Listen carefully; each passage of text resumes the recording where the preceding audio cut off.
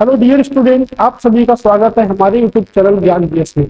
आज हम बात करेंगे संविधान के जो प्रीवियस जो क्वेश्चन है हमारे, उसकी आज हम बात करेंगे। तो उसमें जो फॉर्मेट हमने सेट किया है वो आपके एमसीक्यू क्वेश्चनों का फॉर्मेट सेट किया है। तो चलिए शुरू करते हैं संविधान के प्रश्नों को। इससे पहले हम आपको बता दें, कल जो हमारी क्लास होगी उसमें हम आर्टिकल की बात करेंगे, यानी कि संविधान के अनुच्छेदों की बात करेंगे। तो संविधान के जो अनुच्छेद हमारे होंगे उनकी हम बात करेंगे। एक एक अनुच्छेद को डीप में समझेंगे कि कितना डीप जा सकते हैं, यानी कि जो हमारी यूपीपीसीएस की परीक्षा होती है, यूपीएससी की परीक्षा होती है, तो जो भी आपके वनडे एग्जाम होते हैं उसके लिए क्या होगा, वो सीजन आपका हेल्पफुल हो सके। तो आज हम बात करेंगे संविधान के पहले प्रश्न की। पहला प्रश्न है कि भारत का संविधान संविधान सभा द्वारा प्रारूपित किया गया था और 16 मई 1946 को कैबिनेट मिशन प्लान के अंतर्गत, इंपॉर्टेंट फैक्ट है आपका कैबिनेट मिशन प्लान के अंतर्गत इसे कार्यान्वित किया गया था। उसके बाद बोला गया है संविधान सभा के सदस्यों का चयन प्रादेशिक असेंबलियों और अनुपातिक प्रतिनिधित्व पद्धति के एकल हस्तांतरणीय मत द्वारा किया गया था। उस समय संविधान सभा के कुल सदस्यों की संख्या कितनी थी? ऑप्शन है 389, 292, 375, 296। समझते हैं क्या होगा इसका आंसर। यहाँ पर एक शब्द आपको मिला है कैबिनेट मिशन। बात करते हैं कैबिनेट मिशन की। तो स्टार्ट करते हैं यहां से कि कैबिनेट मिशन हमारा क्या होगा। हमने यहां से बात करी कैबिनेट मिशन की जो स्थापना हुई थी 19 फरवरी 1946 को कैबिनेट मिशन की क्या हुई थी, स्थापना हुई थी। और इस मिशन में 3 प्रमुख सदस्य बनाए गए थे, जिनके नाम थे सर पैट्रिक लॉरेंस,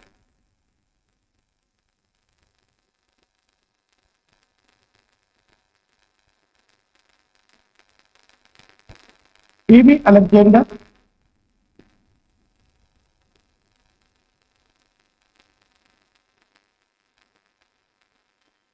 अगर बात करें तो स्टेफोर्ड क्रिप्स। यानी कुछ हमारे क्या थे, 3 मेंबर थे यहाँ से, जिसमें जो अध्यक्ष थे वो आपके सर पैट्रिक लॉरेंस क्या थे, यहाँ से अध्यक्ष थे। उसके बाद कैबिनेट मिशन की जो स्थापना हुई थी वो क्या हुई थी, लंदन में इसकी स्थापना हुई थी। और ब्रिटिश प्रधानमंत्री इस वक्त जो ब्रिटेन में थे वो क्लाइमेट एटली थे। विश्व के सबसे उम्र दराज प्रधानमंत्रियों की श्रेणी में आते हैं। उसके बाद अगर हम बात करें यहां से कि कैबिनेट मिशन भारत कब आया था, तो भारत आया था 24 मार्च 1946 को कैबिनेट मिशन भारत आया था, यानी कि इंडिया में आ चुका था। और उसके बाद अगर हम देखेंगे तो 16 मई 1946 को क्या करी, कैबिनेट मिशन ने अपनी रिपोर्ट प्रस्तुत कर दी। तो यहां से रिपोर्ट प्रस्तुत कर दी। तो यहाँ पे जो बात करी गई वो 16 मई 1946 की क्या करी गई है, बात की गई है। तो रिपोर्ट को प्रस्तुत कर दिया 16 मई 1946 को। उसके बाद यहां से क्या था, पूरी तरह से संविधान सभा का गठन कर दिया गया था। कुछ समय बाद क्या हुआ, 15 अगस्त 1947 को जब यहाँ पे संविधान सभा को स्टार्ट किया गया तो 389 सदस्य थे टोटल मिला। 15 अगस्त 1947 को क्या हो गया, भारत का विभाजन हो गया पूरी तरह से। जब भारत का विभाजन हो गया तो यहाँ से सदस्यों की जो संख्या थी वो कितनी कम हो गई, 90 कम हो गई। तो कितनी कम हो गई, आपकी सदस्यों की संख्या 90 कम हो गई। तो संविधान सभा का जब पूरी तरह जब निर्माण हो चुका था और संविधान का निर्माण जब पूरी तरह से हो चुका था तो 26 नवंबर 1949 को क्या हुआ, संविधान का निर्माण हुआ। तो उस वक्त जो सदस्य उपस्थित थे वो 284 सदस्य थे वहां से। लेकिन संविधान सभा का जब निर्माण होना स्टार्ट हुआ था तो उस समय वहां पे सदस्यों की जो संख्या थी वो कितनी थी, 389 थी। अगर यही प्रश्न बनता कि विभाजन के बाद सदस्यों की संख्या कितनी थी, तो 299 थी। संविधान सभा में जब संविधान का निर्माण पूरी तरह से कर दिया गया था तो सदस्यों की संख्या कितनी थी, तो 284 कितने थे हमारे सदस्य थे। हमारा राइट आंसर होगा, यानी कि सही आंसर हमारा क्या होगा, 389 यहाँ पे क्या थे, सदस्य थे। तो कैबिनेट मिशन की आप बात याद रखें, कहाँ स्थापना हुई थी? स्थापना हुई थी ब्रिटेन यानी कि लंदन में क्या हुई थी? स्थापना हुई थी। और 24 मार्च 1946 को कहाँ आया था? भारत आया था कैबिनेट मिशन। 16 में 1946 को इसने क्या करी थी? अपनी रिपोर्ट प्रस्तुत की थी कैबिनेट मिशन में। मूव करते हैं अगले प्रश्न की ओर। अगला प्रश्न हमारा कि निम्नलिखित में से कौन सा संविधान सभा के बारे में सही है? यानी कि बात करना चाह रहा है कि भाई मेरे बताइए संविधान सभा के बारे में कौन सा कथन क्या है? सही है। मोस्ट इंपोर्टेंट प्रश्न, प्रीवियस परीक्षा में पूछे गए प्रश्न, तो आप कहते हैं को ध्यान से पढ़ें। क्या ऑप्शन? संविधान सभा का मसौदा, मसौदा मतलब होता है नीति तैयार करना या मसौदा तैयार करना। संविधान का मसौदा तैयार करना संविधान सभा का एकमात्र कार्य है। उसके बाद ऑप्शन बी है आपका कि एक बार जब संविधान अस्तित्व में आ जाता है तो संविधान सभा को भंग कर दिया जाता है। ये भी कह रहा है कि संविधान सभा का जो मसौदा तैयार करना क्या कहलाता है? नीति। यानी कि संविधान का मसौदा तैयार करना ही संविधान सभा का एक कार्य है। बिल्कुल राइट है। तो कह सकते हैं भारत की पहली व अंतिम संसद जो है उसको हम क्या कहते हैं? संविधान सभा कह सकते हैं। तो भारत की पहली व अंतिम संसद को हम क्या कहते हैं? संविधान सभा कहते हैं। इसीलिए हमारा जो संविधान था उसका निर्माण हो गया था 26 नवंबर 1949 में। क्या हो गया था? निर्माण हो गया था। और जब संविधान अस्तित्व में आ गया तो क्या कर दिया था? संविधान सभा को भंग कर दिया था। यानी कि ऑप्शन डी भी सही है। तो राइट आंसर क्या है? ए और बी हमारा राइट आंसर है। तो देखिएगा कि जो संविधान का जो निर्माण हुआ था वो 26 नवंबर 1949 को संविधान का निर्माण हुआ था। और इसी दिन हम राष्ट्रीय विधि दिवस मनाते हैं। विधि को संविधान में कानून के अंतर्गत भी रखा गया है। तो हम कह सकते हैं कि 26 नवंबर को हम राष्ट्रीय विधि दिवस मनाते हैं।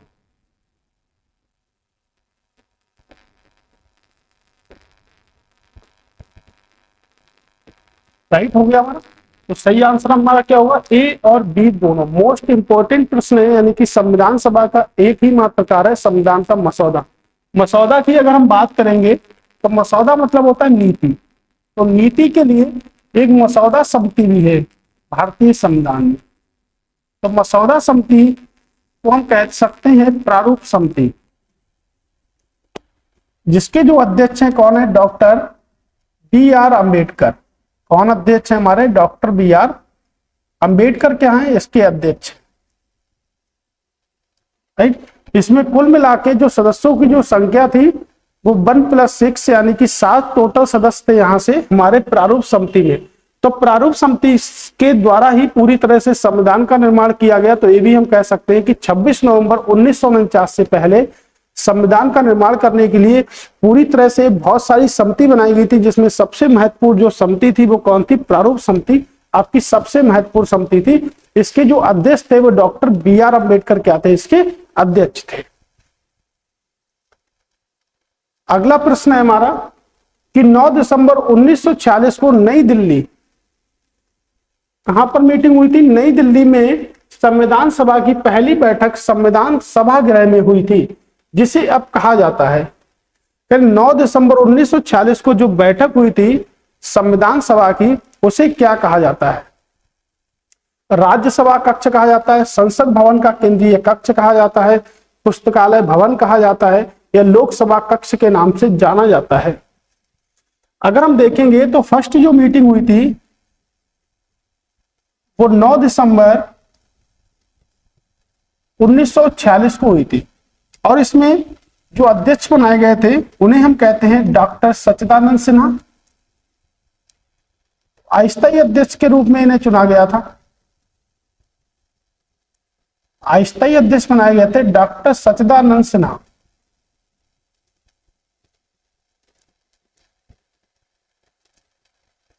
इन्होंने क्या करा था? बंगाल से बिहार राज्य का निर्माण करने में महत्वपूर्ण भूमिका निभाई थी। इनको हम कहते हैं डॉक्टर सच्चिदानंद सिन्हा। उसके बाद क्या हुआ कि दूसरी मीटिंग करी गई, और दूसरी मीटिंग जस्ट 2 दिन के बाद की गई और इसकी तारीख जो थी वो थी 11 दिसंबर 1946, 2 दिन के बाद। और यहाँ पे अध्यक्ष बना दिए गए डॉक्टर राजेंद्र प्रसाद। तो डॉक्टर राजेंद्र प्रसाद यहाँ पे अध्यक्ष बना दिए गए। उसके बाद तीसरी मीट हुई थी, तो तीसरी मीट जब हुई थी तो उसमें परमानेंट अध्यक्ष जब बन गए थे तो अध्यक्ष की हमें आवश्यकता नहीं थी, इसीलिए हमने कह दिया कि तीसरी मीटिंग जो हुई थी वो 13 दिसंबर 1946 को हुई थी। और इसमें पंडित जवाहरलाल नेहरू के द्वारा उद्देश्य प्रस्ताव लाया गया। कौन सा प्रस्ताव लाया गया? तो उद्देश्य प्रस्ताव लाया गया, यानी कह सकते हैं ऑब्जेक्टिव प्रपोजल लाया गया था। और उद्देश्य प्रस्ताव जो पारित हुआ था वो हुआ था 22 जनवरी 1947 को। क्या हुआ था? उद्देश्य प्रस्ताव पूरी तरह से पारित हुआ था, लेकिन लाया कब गया था? 13 दिसंबर 1946 को उद्देश्य प्रस्ताव लाया गया था। तो नई दिल्ली की अगर बात हम करेंगे तो नई दिल्ली को डिजाइन जो किया है वो किया है एडवर्ड लुटियास ने। एडवर्ड लुटियास ने दिल्ली के लाल किले को भी डिजाइन किया, दिल्ली के लोटस टेम्पल को भी डिजाइन करा। अगर पूछा था किन 2 व्यक्तियों ने दिल्ली को डिजाइन किया, तो एक तो एडवर्ड लुटियास ने करा, इसका लोटा नहीं मिल रहा था इसीलिए लोटा पूरी दिल्ली में ढूंढता रहा, इमारतों का निर्माण करता रहा। हार्वर्ड बेकर भी इसके साथ में थे, जिन्होंने क्या करा, दिल्ली की डिजाइन में क्या करा, सहयोगी बने थे, दिल्ली को डिजाइन इन्होंने किया था। तो जो हमारा सभागृह है उसको भी किसने डिजाइन किया था? इन 2 व्यक्तियों ने ही डिजाइन किया था। तो इसका जो सही आंसर होगा वो क्या होगा? संसद भवन के केंद्रीय कक्ष में। तो नई दिल्ली में संविधान सभा की जो पहली बैठक हुई थी सभागृह में, जिसे अब क्या कहा जाता है, जब हमारा भारत आजाद हुआ था तो अंग्रेजों के हाथों से जो समझौता किया गया था वो भी कहां पर किया गया था? वो भी आपके संसद भवन का केंद्रीय भवन में क्या करा गया था? यहीं पर किया गया था इसका समझौता भी। तो पहली मीटिंग कहां हुई थी? तो 9 दिसंबर 1946 को, जिसमें अस्थायी अध्यक्ष बनाया गया डॉक्टर सत्यानंद सिन्हा को। उसकी जो पहली जो मीट हुई थी वो कहां पर हुई थी? संसद भवन के केंद्रीय कक्ष में। संसद की बात अगर करेंगे तो भारतीय संविधान के अनुच्छेद 79 के अंतर्गत किसकी चर्चा की जाती है? तो 79 के अंतर्गत संसद की चर्चा की जाती है हमारे। ठीक है, तो यहां से हमने देखा तीसरे प्रश्न का जो हमारे आंसर है वो क्या है? संसद भवन का केंद्रीय कक्ष। अगला प्रश्न है कि हमारे संविधान में हमारे राष्ट्र का उल्लेख किन नामों से किया गया है? यानी कि पूछ रहा है जो हमारा संविधान है इसमें हमारा जो देश है उसका उल्लेख किस नाम से किया गया है? भारत तथा इंडिया, केवल भारत, हिंदुस्तान या इंडिया, भारत, हिंदुस्तान या इंडिया? ऑप्शन आप बताइए क्या राइट होगा हमारा। अगर हम बात करते हैं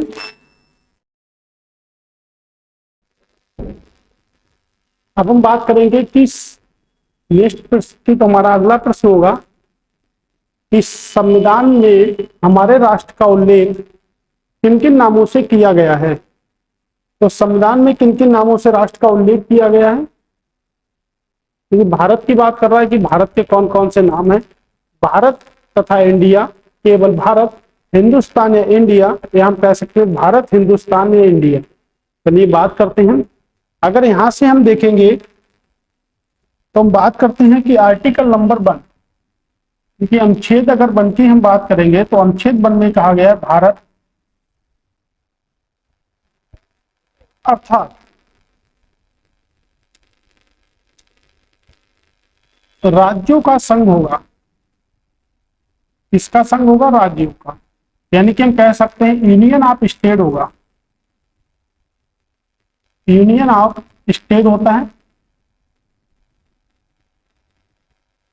तो भारत क्या है? राज्यों का संघ है। क्योंकि भारत को हम किस नाम से बताते हैं? तो राज्यों के संघ में आपके 28 स्टेट आते हैं। हमारे भारत में कुल मिला के कितने स्टेट हैं? 28 स्टेट हैं और 8 केंद्र शासित प्रदेश है, जिनकी हम क्या बोलते हैं? यूटी बोलते हैं। तो हम कह सकते हैं कि भारत का जो उल्लेख है हमारे अनुच्छेद 1 में, उसमें हमने कहा है कि भारत क्या है? भारत है। और उसको हम क्या कह सकते हैं? इंडिया कह सकते हैं। तो यही हमारा क्या होगा? राइट आंसर होगा। ओके, तो जो हमारा भारत है वो क्या है, राज्यों का संघ है। अगर पेपर में प्रश्न पूछा था कि भारत क्या है, तो भारत क्या है, राज्यों का संघ है। इसमें 28 राज्य है और 8 केंद्र शासित क्या हमारे प्रदेश है। अगले प्रश्न की बात करेंगे कि निम्नलिखित में से कौन भारत को धर्मनिरपेक्ष राज्य वर्णित करता है, यानी कि धर्मनिरपेक्ष की बात की जा रही है।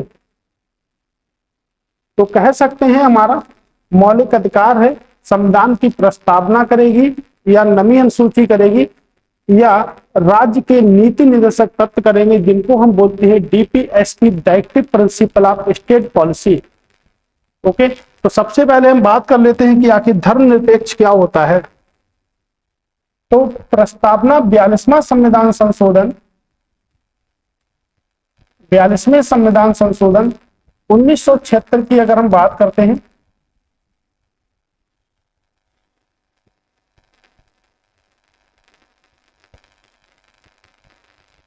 उन्नीस सौ छिहत्तर की अगर यहां से हम बात करेंगे तो इसमें 3 शब्द जोड़े गए थे।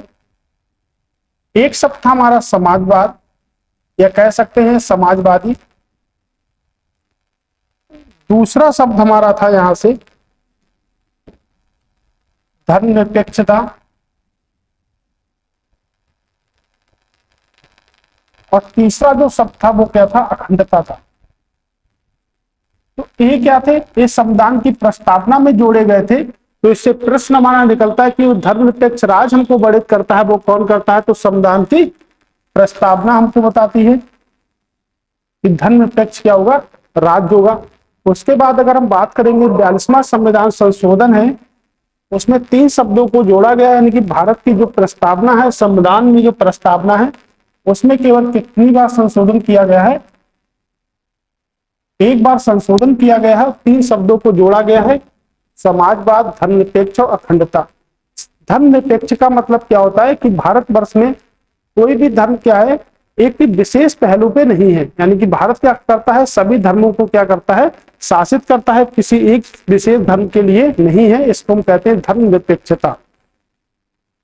अगर हम बात करेंगे नवीं अनुसूची की, पहले बात कर लेते हैं कि जो संविधान की जो प्रस्तावना है वो हमने कहां से ली है, तो वो हमने ली है यूएसए से, यूनाइटेड स्टेट ऑफ अमेरिका, यानी कि अमेरिका से हमने ग्रहण किया है।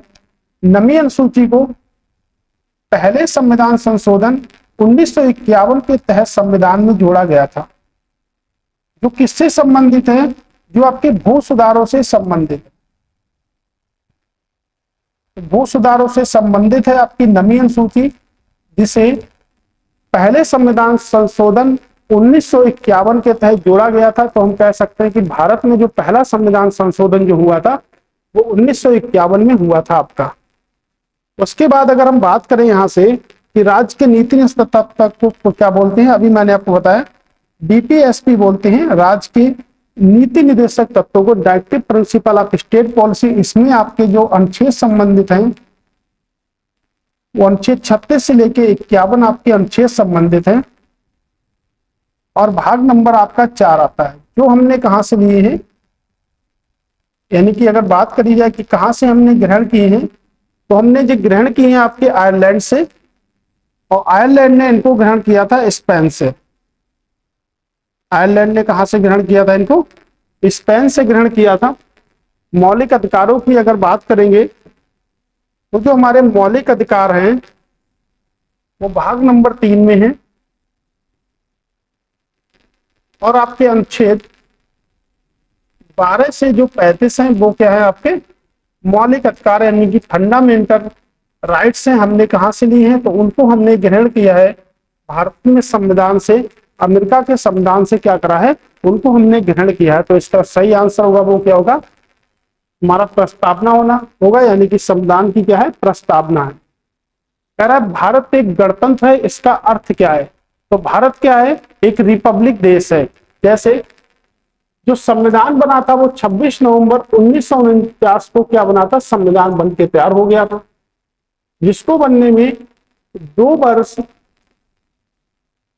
11 माह और 18 दिन का समय लगा। यानी कह सकते हैं कि जो अप्रोक्स जो समय लगा था यहां से, वो लगा था कुल मिला के कितना लगा था, तो कुल मिला के जो समय लगा था 3 वर्षों का समय लगा था, जिसमें सबसे ज्यादा जो मेहनत करी थी वो प्रारूप समिति के सदस्यों में की थी, और उनमें से भी सबसे ज्यादा मेहनत की थी वो डॉक्टर बी आर अम्बेडकर ने वहां पर सबसे ज्यादा मेहनत की थी।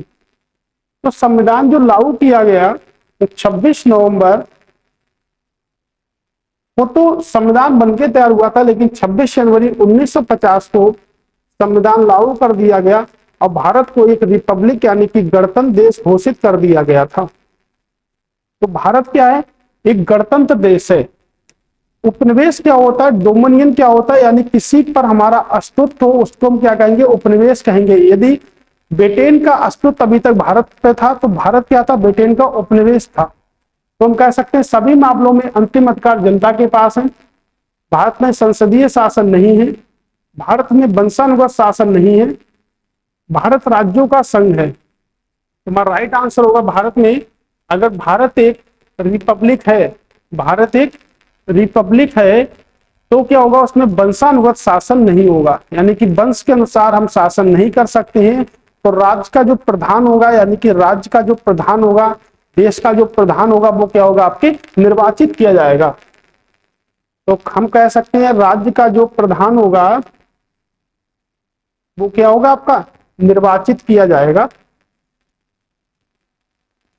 उसे हम निर्वाचित 2 तरीके से कर सकते हैं, या तो अप्रत्यक्ष रूप से या उसको प्रत्यक्ष रूप से निर्वाचित कर सकते हैं। प्रत्यक्ष व अप्रत्यक्ष दोनों रूप से क्या कर सकते हैं? निर्वाचित उसको हम कर सकते हैं। तो भारत एक गणतंत्र है, इसका अर्थ यह है कि भारत में वंशानुगत शासन पूरी तरह से समाप्त हो गया है। और भारत गणतंत्र कब से हो गया? तो 26 जनवरी 1950 से क्या हो गया? भारत गणतंत्र हो गया। और संविधान बनकर तैयार हुआ था 26 नवंबर 1949 को क्या हुआ था? संविधान पूरी तरह से बनकर तैयार हुआ था हमारा। राइट, यहां से हमने देखा कि हमारा ऑप्शन कौन सा सही होगा? ऑप्शन आपका सी आंसर आपका बिल्कुल सही होगा। करें, भारतीय संविधान का कौन सा भाग है जो संविधान की आत्मा कहलाता है? कौन सा भाग है जो संविधान की आत्मा कहलाता है? मूल अधिकार, राज्य के नीति निर्देशक तत्व, उद्देश्य का, या संवैधानिक उपचारों का सिद्धांत। अभी हमने यहां से पढ़ा था, अभी हमने 2 फैक्ट्स के बारे में पढ़ा था, एक तो मूल अधिकार और डीपीएसपी यानी कि directive principle of state policy, जिन्हें हम कहते हैं राज्य के नीति निर्देशक तत्व। भाग नंबर 3 की बात की थी, भाग नंबर 4 की बात की थी। अब हम नीचे वाले 2 की बात कर लेंगे, यानी कि उद्देशिका की बात कर लेंगे और संवैधानिक उपचारों का सिद्धांत की बात कर लेंगे या अधिकार की बात कर लेंगे। तो डॉक्टर बी आर अम्बेडकर जो भारतीय संविधान के जनक हैं, उन्होंने क्या कहा कि जो आर्टिकल नंबर अनुच्छेद जो आपका 32 है, कौन सा अनुच्छेद है? अनुच्छेद 32 को संविधान की आत्मा व संविधान का हृदय कहा। तो संविधान की आत्मा और संविधान का हृदय का, लेकिन वो डॉक्टर बी आर अम्बेडकर ने कहा था, भारतीय संविधान में उसका अस्तित्व वहां पर नहीं था। तो इसके अंतर्गत 5 रिटों की चर्चा की जाती है, और रिट का जो मतलब होता है वो, उसका मतलब जो होता है आदेश देना। तुमने रिटों को जो लिया है वो आपके ब्रिटेन के संविधान से लिया है। आदेशों को देना क्या है? रिटों का प्रमुख कार्य है। तो देखते हैं कि हमारी वो कौन सी 5 रिटें हैं इनका प्रयोग भारतीय संविधान में किया जाता है। बंदी प्रत्यक्षीकरण, यानी कि गिरफ्तार व्यक्ति को 24 घंटे के अंदर किसी मजिस्ट्रेट या न्यायालय के समक्ष प्रस्तुत करना क्या कहलाता है? आपका बंदी प्रत्यक्षीकरण कहलाता है। उसके बाद जो हमारे पास में आती है वो आती है आपके परमादेश। परम आदेश इसका मतलब हो सकता है परमादेश। उसके बाद बात करेंगे तो उत्प्रेषण। फिर हम बात करते हैं तो आती है अधिकार प्रक्षा।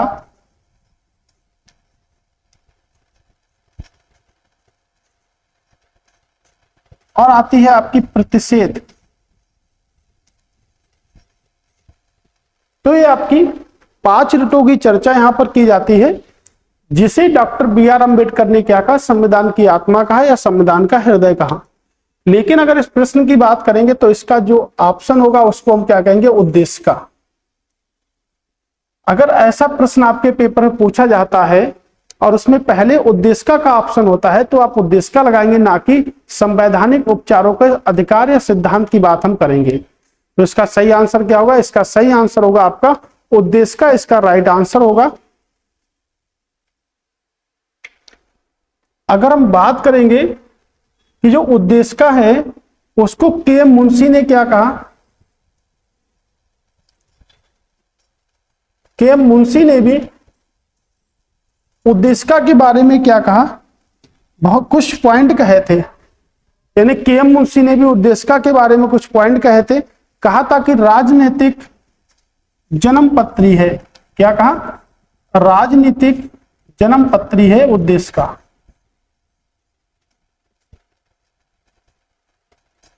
तो उद्देशिका को राजनीतिक जन्मपत्री के नाम से किसने कहा, किसने संबोधित किया? तो के.एम. मुंशी ने संबोधित किया, जो प्रारूप समिति के क्या थे? सदस्य थे। प्रारूप समिति की अगर हम बात करें तो प्रारूप समिति का जो गठन हुआ था वो आजादी के 14 दिन के बाद यानी कि 29 अगस्त 1947 को प्रारूप समिति का गठन किया गया था। आजादी हमको मिली थी 15 अगस्त 1947 को, उसके 14 दिनों के बाद क्या था? प्रारूप समिति का गठन कर दिया गया था। और ये देखिएगा कि हम इन दोनों की जो चर्चा थी वो प्रीवियस प्रश्न में कर चुके हैं, तो आप वहां से देख लें। अगला प्रश्न मेरा बनता है कि भारतीय संविधान या संविधान में किस प्रावधान द्वारा अप्रस्तुतता, यानी कि इसको हम बोल सकते हैं छुआछूत, छुआछूत के नाम से भी इसको जानते हैं, का उन्मूलन किया गया है। अनुच्छेद 14 के अंतर्गत, अनुच्छेद 21 के अंतर्गत, अनुच्छेद 17 के अंतर्गत, अनुच्छेद 19 के अंतर्गत। अगर हम बात करेंगे कि अनुच्छेद 19 से लेके 22 तक क्या है, तो 19 से लेके 22 तक हमारा क्या है? स्वतंत्रता का अधिकार है, जिसमें प्रेस की स्वतंत्रता भी क्या है? आपके शामिल है। स्वतंत्रता का अधिकार शामिल है यहां से। और जो हमारा क्या है? एक मौलिक अधिकार है, इसमें प्रेस की स्वतंत्रता भी शामिल है, आपके पत्रकारिता की भी स्वतंत्रता शामिल है, बोलने की स्वतंत्रता शामिल है, निवास करने की स्वतंत्रता शामिल है, घूमने की स्वतंत्रता शामिल है। यानी कि ऐसे 6 प्रकारों की स्वतंत्रता क्या है? यहां से शामिल है हमारे। अगर हम बात करेंगे तो राइट आंसर हमारा क्या होगा? राइट आंसर की अगर हम यहां से बात कर लेते हैं तो राइट आंसर हमारा होगा सी। सी हमारा क्या होगा? राइट आंसर यहां से होगा। अगर हम बात कर सकते हैं कि अनुच्छेद नंबर 14 क्या है, तो समता का अधिकार है, ये भी हमारा क्या है? ये भी हमारा मूल अधिकार है। और 21 है प्राणवाद दाहिक स्वतंत्रता, प्राणवाद दाहिक, ठीक है। तो आपका 21 उससे आपका संबंधित है। तो राइट आंसर हमारा क्या होगा? अनुच्छेद नंबर 17 हमारा क्या होगा? राइट आंसर होगा यहां से। मेरा संपत्ति का अधिकार एक है मौलिक अधिकार है, नैसर्गिक अधिकार है, विधिक अधिकार है, या संवैधानिक अधिकार है? क्या होगा इसका राइट आंसर? बहुत ही सरल प्रश्न है और कई बार पेपर में भी पूछा जा चुका है आपके। अगर हम बात करेंगे तो संपत्ति का अधिकार भारतीय संविधान में प्रारंभ में क्या था? एक मूल अधिकार था, लेकिन इसको मूल अधिकारों से हटा दिया गया था। उस समय जो अनुच्छेद 31 में क्या था? शामिल था, तो वहां से इसको हटा दिया गया है। और अब अगर हम बात करेंगे तो संपत्ति का अधिकार कैसा है, तो अब संपत्ति के अधिकार को भाग नंबर 12 और अनुच्छेद नंबर 300A, कितने में? 300A के तहत क्या करा गया है? जोड़ा गया है। भाग नंबर 12 और अनुच्छेद नंबर 300A के तहत क्या है? जोड़ा गया है। और 44वां संविधान संशोधन, 44वां संविधान संशोधन 1978 के तहत क्या है? तो 44वां संविधान संशोधन 1978 के तहत क्या है कि जो संपत्ति का अधिकार है वो कैसा अधिकार है? तो एक विधिक अधिकार है। कैसा अधिकार है हमारा? विधिक अधिकार है। तो संपत्ति का अधिकार को भाग नंबर 12 300 का अनुच्छेद में एक विधिक अधिकार की श्रेणी में रखा गया है। जिसको मौलिक अधिकारों से हटाकर 44वां संविधान संशोधन 1978 के तहत शामिल किया गया है अनुच्छेद नंबर 300 का में। तो हमारा कैसा अधिकार है? तो हमारा जो अधिकार है वर्तमान समय में आपका कैसा अधिकार है? तो कानूनी अधिकार की श्रेणी में भी रख सकते हैं। तो विधिक अधिकार है, कानूनी तो आपका ऑप्शन नहीं है, तो कह सकते हैं हमारा क्या है? विधिक अधिकार है। अगला है कि निम्नलिखित में से कौन सा मूल अधिकार केवल भारत के नागरिकों के लिए है, विदेशियों के लिए नहीं है? यही प्रश्न बन सकता है हमारा कि निम्नलिखित में से कौन सा अधिकार है जो मूल अधिकार केवल भारत के नागरिकों के लिए है, केवल भारत के नागरिकों के लिए है, भारत में रहने वाले विदेशियों के लिए नहीं है? जीवन की स्वतंत्रता का अधिकार, धर्म की स्वतंत्रता का अधिकार, समानता का अधिकार या अभिव्यक्ति का अधिकार? क्या होगा राइट आंसर हमारा यहां से?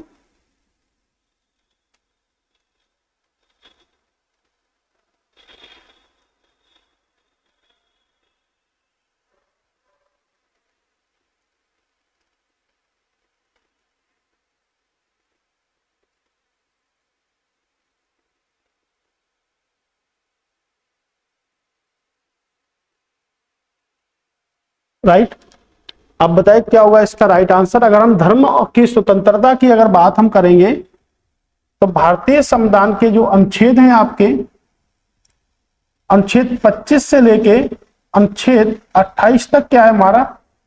मौलिक अधिकारों में धर्म व स्वतंत्रता का अधिकार आता है।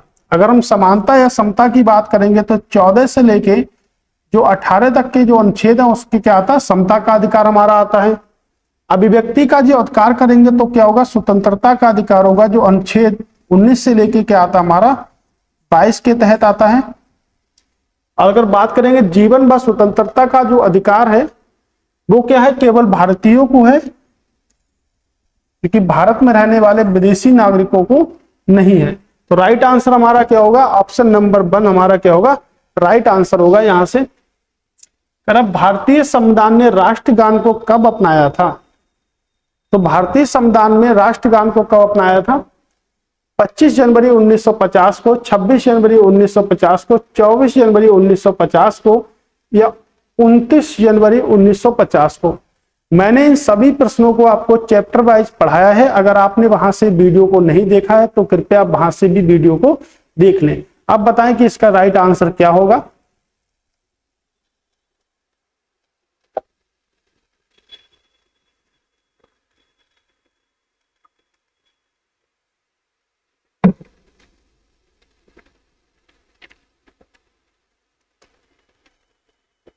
अगर हम यहां से बात करेंगे कि जो 25 जनवरी 1950 को तो भारतीय संविधान में कुछ हुआ ही नहीं था। 26 जनवरी 1950 को क्या हुआ था? संविधान का निर्माण हुआ था 26 नवंबर 1949 को, लेकिन उसे लागू किया गया था 26 जनवरी 1950 को। और आपका ऑप्शन जो होगा राइट आंसर होगा सी। तो सी हमारा क्या होगा यहां से? राइट आंसर होगा।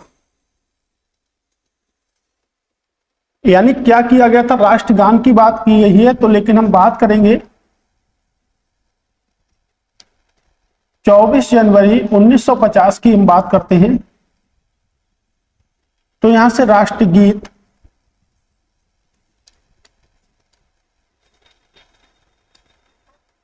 तो राष्ट्रीय गान और भारत के पहले राष्ट्रपति डॉक्टर राजेंद्र प्रसाद, इन तीनों कामों को कब किया गया था? 24 जनवरी 1950 में इन तीनों कामों को किया गया था।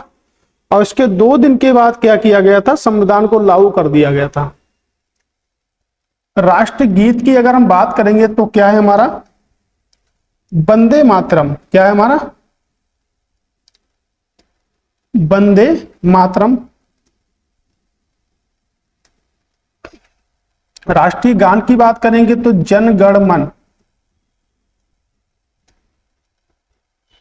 जनगण मन क्या हमारा? राष्ट्रीय गान है, जिसको लिखा आपके रविन्द्रनाथ टैगोर ने। RNT टैगोर ने अपनी पुस्तक गीतांजलि में लिखा था। किस पुस्तक में लिखा था? तो अपनी पुस्तक गीतांजलि में लिखा था। अगर वंदे मातरम की बात करते हैं तो आपके जो पुस्तक है आनंद मठ, तो आनंद मठ में लिखा गया था। जो पुस्तक लिखी थी आपके बंकिम चंद्र चटर्जी, किसने लिखी थी पुस्तक? बंकिम चंद्र चटर्जी ने उस पुस्तक को लिखा था, राइट। तो हमने देखा कि जो हमारा राष्ट्रीय जो हमारा गीत है उसको गाने में हमको कितना सेकंड लगता है, तो उसको गाने में हमको लगता है 65 सेकंड। हम कह सकते हैं 1 मिनट 5 सेकंड का समय लगता है, राइट हो गया। उसके बाद अगर हम बात करेंगे कि राष्ट्रीय गान को गाने में कितना समय लगता है, तो हमको 52 सेकंड का समय लगता है। जो हमारा राष्ट्रीय जो गान है उसको गाने 52 सेकंड का समय लगता है। तो हमारे पहले जो राष्ट्रपति थे उनका क्या नाम था? डॉक्टर राजेंद्र प्रसाद। डॉक्टर राजेंद्र प्रसाद क्या थे? हमारे पहले राष्ट्रपति थे और 1950 से लेके 1962 तक रहे थे और 1962 तक ही के राष्ट्रपति रहे थे हमारे डॉक्टर राजेंद्र प्रसाद। तो ये 3 काम हुए थे। अगर हम राष्ट्रीय ध्वज की बात करेंगे तो राष्ट्रीय ध्वज को 22 जुलाई 1947 में अपनाया गया था, राष्ट्रीय ध्वज को। हमारा राइट आंसर क्या होगा? तो राइट आंसर हमारा होगा 24 जनवरी 1950 हमारा क्या होगा? राइट आंसर होगा। ठीक है, देखते हैं कि शपथ और अभिपुष्टि के रूप में भारत के संविधान की अनुसूची में उल्लेख किया गया है। पूछ रहा है कि शपथ का जो प्रारूप है वो किस अनुसूची में है आपका? ये पूछ रहा है दूसरी अनुसूची, पहली अनुसूची, चौथी अनुसूची या बताएंगे हमको तीसरी अनुसूची। क्या होगा राइट आंसर? तो भारत के संविधान में जब संविधान बना था तो उसमें जो अनुसूची थी उसमें कुल मिला के जो अनुसूचियों की जो संख्या थी वो कितनी थी? 8 थी। लेकिन उसके बाद में अब जो वर्तमान जो संविधान है उसमें जो अनुसूचियों की संख्या है वो कितनी है? 12 है। तो हम कह सकते हैं कितनी जुड़ गई? 4 जुड़ गई आपकी। 9वीं अनुसूची जुड़ गई, 10वीं जुड़ गई, 11वीं और 12वीं अनुसूची को जोड़ दिया गया।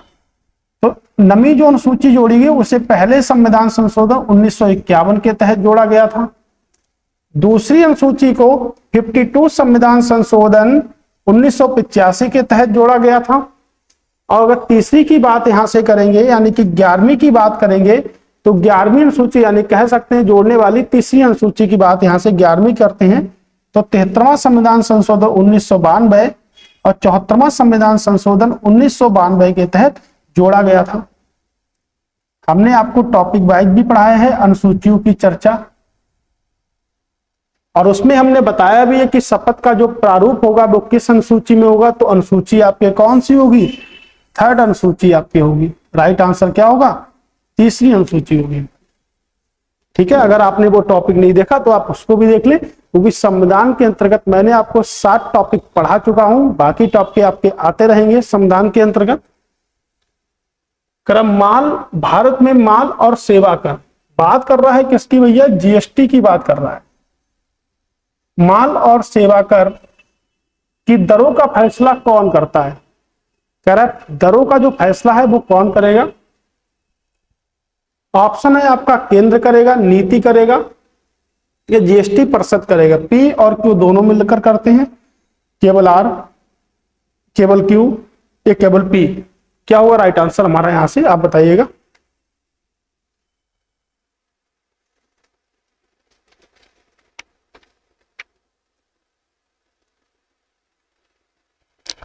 अगर हम बात करेंगे कि जीएसटी तो हम कह सकते हैं goods and service tax. Goods हम वस्तुओं को कहते हैं, तो गुड्स एंड सर्विस टैक्स की बात हम कर सकते हैं। इसको भारतीय संविधान में जीएसटी परिषद के तहत रखा जाता है। किसके तहत रखा जाता है? जीएसटी परिषद के तहत रखा जाता है। और इसके लिए एक अनुच्छेद बनाया गया है भारतीय संविधान में 279A अनुच्छेद बनाया है भारतीय संविधान में जीएसटी परिषद के लिए। अब इसके लिए एक समिति की सिफारिश करी गई थी जिसे हम कहते हैं विजय केलकर समिति। क्या समिति कहते हैं? तो विजय केलकर समिति। और जीएसटी को जो पारित किया गया था वो पारित किया गया था 1 जुलाई 2017 में। तो उस समय जो वित्त मंत्री हमारे थे वो कौन थे? आपके अरुण जेटली, जिनका कुछ दिनों पहले क्या हो गया था? निधन हो गया था। तो जीएसटी परिषद के जो प्रमुख थे हमारे वित्त मंत्री थे, जिसको हम कहते हैं, क्या कहते हैं? अरुण जेटली, जिनको हम कहते हैं। उसके बाद अगर हम बात करेंगे कि पहला राज्य कौन सा है, आप ध्यान से समझिएगा, हर प्रश्न पेपर में पूछा जाता है कि जीएसटी पास करने वाला पहला राज्य। तो जीएसटी पास करने वाला पहला राज्य कौन सा है? असम। लास्ट की बात करेंगे तो कौन सा है? आपका जम्मू कश्मीर है। ठीक है, आप याद रखिएगा, ध्यान से देखिएगा। उसके बाद भारत विश्व में किस नंबर को जीएसटी लागू करने वाला देश बना? तो 161 नंबर का देश बना। सबसे पहले जीएसटी कहां लागू किया गया? तो फ्रांस में लागू किया गया सबसे पहले। अब भारत ने जीएसटी का मॉडल कहां से लिया? तो भारत ने जीएसटी का मॉडल कहां से लिया? तो भारत ने कनाडा में जीएसटी का मॉडल लिया था। उत्तर प्रदेश के प्रीवियस ईयर एग्जाम में प्रश्न पूछा गया है कि भारत ने जीएसटी का मॉडल कहां से लिया? तो कनाडा से लिया। सबसे पहले फ्रांस में लागू किया गया। उसके बाद अगर बात करेंगे तो भारत 161वें नंबर का देश बना है जीएसटी लागू करने वाला। सबसे पहले असम, सबसे लास्ट में जम्मू कश्मीर। वित्त मंत्री कौन थे? तो अरुण जेटली साहब थे। जीएसटी पे मैं आपको एक विस्तृत टॉपिक पढ़ाऊंगा यहां से। तो जीएसटी परिषद जो है वो 279A में है आपके। मतलब भारतीय संविधान के किस अनुच्छेद में अनुसूचित जाति को क्या कहते हैं? हम एससी के नाम से जानते हैं। अनुसूचित जातियों और अनुसूचित जनजातियों के लिए आरक्षण का प्रावधान किस अनुच्छेद में किया गया है? इसको हम बोल सकते हैं एसटी। कहना 375, 315, 335 या 365, क्या होगा हमारा राइट आंसर? तो अगर हम यहां से बात करें तो जो आपकी सीटें जो होती हैं, तो सीटें 2 प्रकार की होती हैं। एक तो हमारी होती हैं सेवा व पदों के लिए सीटें होती हैं।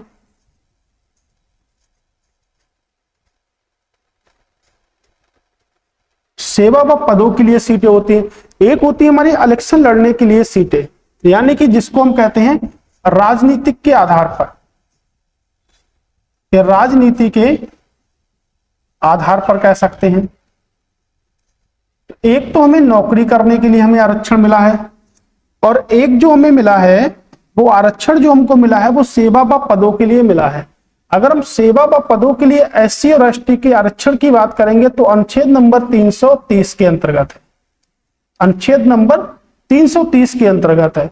अगर हम बात करेंगे कि लोकसभा राज्यसभा में कितनी सीटें हैं, तो हम कह सकते हैं यहां से, तो क्या है, तो सीटों का आरक्षण जो है वो अनुच्छेद नंबर 335 में है। कितने में है आपके? 335 में है। अब यहां से हम बात करते हैं कि सीटें जो हैं उसमें जो आरक्षण दिया जाता है, तो कितनी सीटें आपके एसटी के लिए हैं, कितनी सीटें आपके एसटी के लिए हैं। तो अगर हम बात करेंगे कि एससी के लिए जो सीटें हैं वो आपकी 84 सीटें हैं, और एसटी के लिए संसद में जो सीटों की संख्या है वो कितनी है आपकी? 84 और 47। अगर हम यहां से देखेंगे तो 131 टोटल सीटें हैं जो एससी और एसटी के लिए क्या है? आरक्षित हैं। 131 सीटें हैं जो एससी और एसटी के लिए क्या है? आरक्षित है। राजनीति के आधार पर अगर बंटवारा करेंगे, आरक्षण की बात अगर करेंगे तो 335 लगेगा, और सेवा व पदों के लिए अगर आरक्षण की बात करेंगे तो 330 आर्टिकल हमारा लगता है। तो राइट आंसर हमारा क्या होगा? तो राइट आंसर कह सकते हैं 335, यानी कि इसमें सीटों का जो आवंटन किया गया है वो आपके किस पर किया है? राजनीति के आधार पर किया गया है। यहां से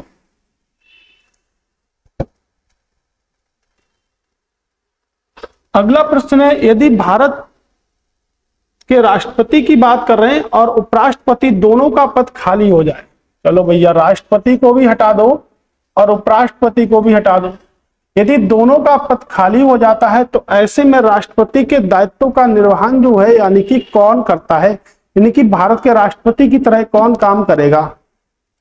भारत के मुख्य न्यायाधीश, महान्यायवादी, लोकसभा के अध्यक्ष, या किसी राज्य के वरिष्ठतम राज्यपाल? बहुत ही सरल प्रश्न है, क्या होगा आंसर? भारत के मुख्य न्यायाधीश। तो अगर राष्ट्रपति भी नहीं है और उपराष्ट्रपति भी नहीं है तो भारत के मुख्य न्यायाधीश की बात हम कर सकते हैं। यानी कि अनुच्छेद नंबर 65 हमको बताता है कि यदि राष्ट्रपति ने क्या दे दिया हो, त्यागपत्र दे दिया हो, या राष्ट्रपति की क्या हो गई हो, मृत्यु हो गई हो, या पद क्या हो, रिक्त हो, तो ऐसी स्थिति में कौन काम करेगा? तो ऐसी स्थिति में भारत के मुख्य न्यायाधीश यानी कि चीफ जस्टिस ऑफ इंडिया काम करेंगे। तो वाई बी चंद्रचूड़ वर्तमान समय में क्या है? चीफ जस्टिस ऑफ क्या है? इंडिया हैं आपके। अगला प्रश्न है कि भारत में उच्च न्यायालयों की संख्या कितनी है? 20 है, 25 है, 22 है या 23 है? सभी को पता होगा, बहुत ही सरल प्रश्न है आपका। अगर हम बात करेंगे कि पहले क्या थी? 24 थी। 24 के बाद में एक बढ़ गया आपका, तो एक कहां पर बढ़ा? आपके अमरावती में बढ़ा। अमरावती में बढ़ा। अमरावती के फर्स्ट चीफ जस्टिस कौन थे? अमरावती हाईकोर्ट के जो फर्स्ट चीफ जस्टिस जो थे वो कौन थे? तो वो थे आपके प्रशांत मिश्रा। जस्टिस प्रशांत मिश्रा के नाम से उनको हम जानते हैं, जो पहले थे आपके अमरावती के।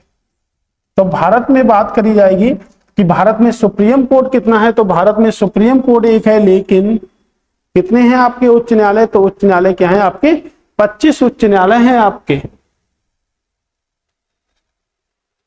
अगला प्रश्न है कि संसद और राज्य विधानमंडलों के चुनाव के संबंध में चुनाव याचिका किस सामने दायर की जा सकती है? यदि संसद और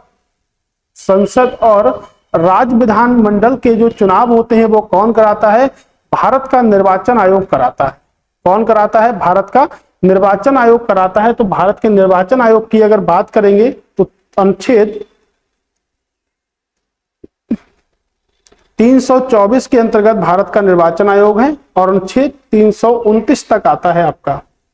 अगर भाग की बात करेंगे किस भाग में है, तो भाग नंबर आपके 15 में क्या है? आपके निर्वाचन आयोग है, जो क्या है? एक संवैधानिक निकाय है।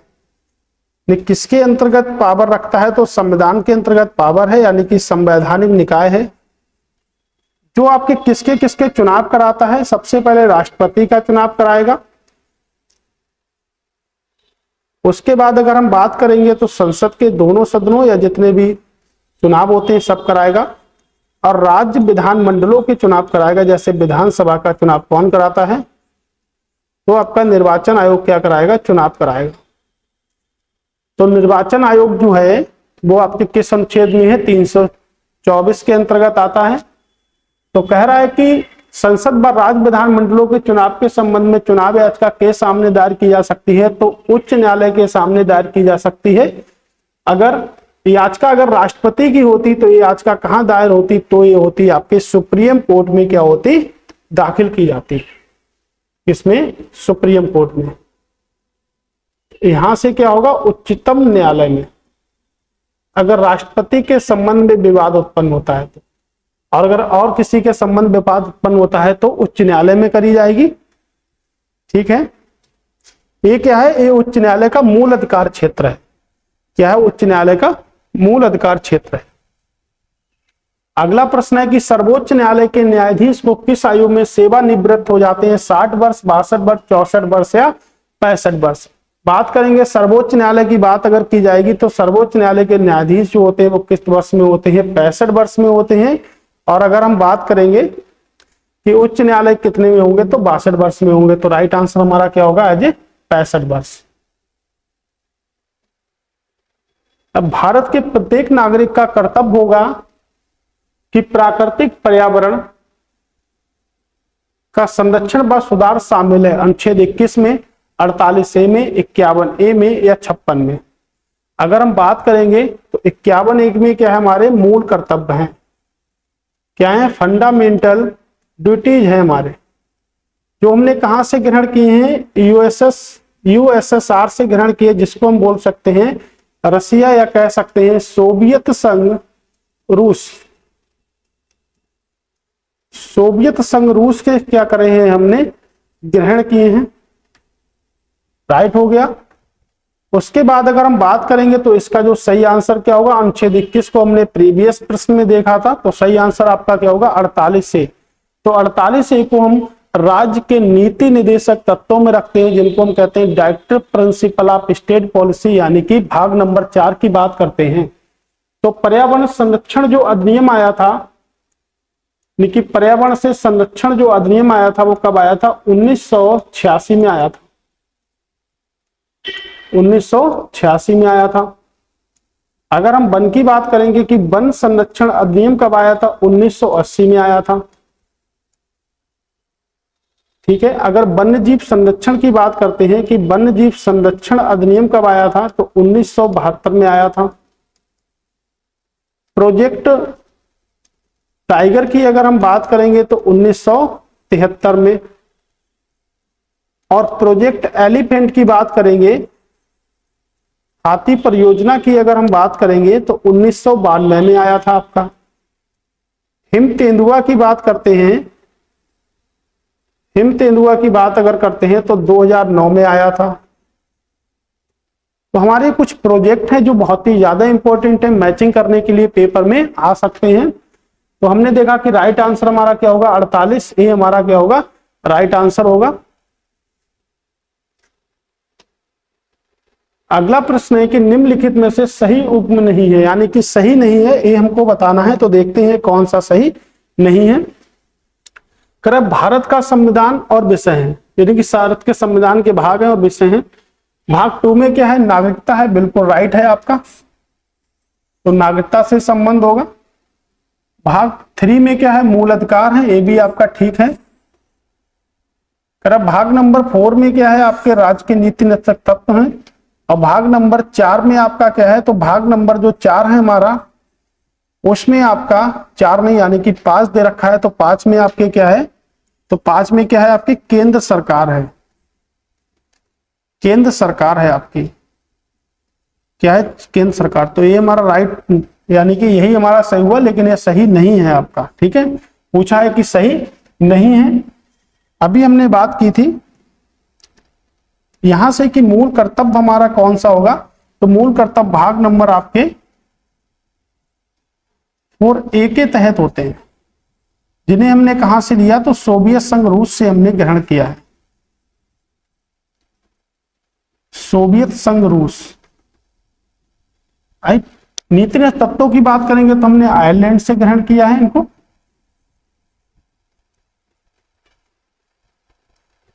और 36 से लेके 51 के तहत। नागरिकता की बात करेंगे तो नागरिकता को हमने जो ग्रहण किया है वो ग्रहण किया है ब्रिटेन से, और अनुच्छेद है आपके 5 से लेके 11। तो भारत में कैसी नागरिकता है, तो भारत में एकल नागरिकता है।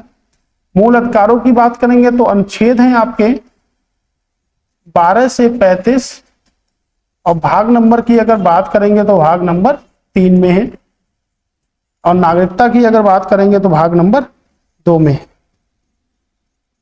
भाग नंबर 2 में। राइट। तो दोस्तों आज की क्लास यहीं पर समाप्त होती है। कल मिलेंगे हम एमसीक्यू के फॉर्मेट में नहीं, कल की जो हमारी क्लास रहेगी वो रहेगी आपकी थ्योरी बाय रहेगी आपके किसकी, संविधान की। उससे पहले हम आपको 7 क्लासें दे चुके हैं जो संविधान के अंतर्गत है। जैसे संविधान का पूरा इंट्रोडक्शन है, बहुत ही आपका अच्छी तरह से हमने आपको बताया है।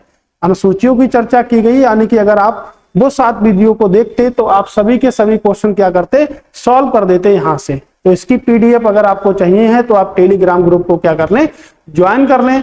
कल मिलेंगे फिर से, तब तक के लिए सभी को मेरा नमस्कार।